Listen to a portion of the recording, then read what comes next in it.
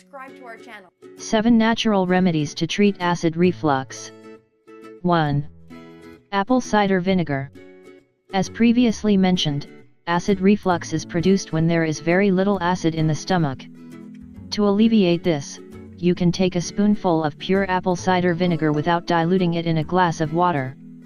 Apple cider vinegar will improve the amount of stomach acid. 2. Baking soda.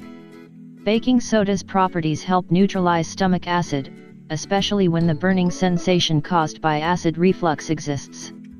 You can simply dissolve a teaspoon of baking soda in a glass of water and drink it.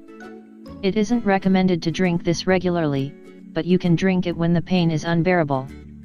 3. Aloe vera juice. Aloe vera juice has properties that can help reduce stomach inflammation, which can contribute to alleviating symptoms of acid reflux. It is recommended to drink 1 cup of aloe vera juice before each meal. It is important to mention that it can have a laxative effect if you drink it in excess.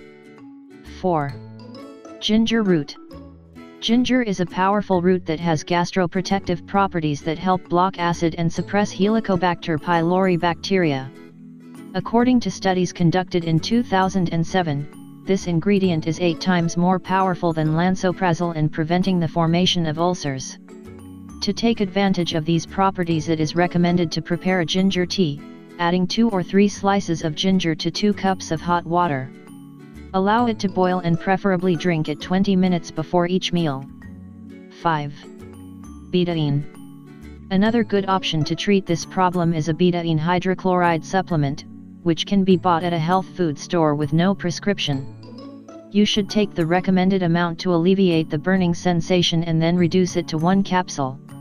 Taking it regularly will help your body digest food better, and will also help eliminate H. pylori bacteria. 6. Vitamin D. Vitamin D plays an important role in the treatment of any infectious agent.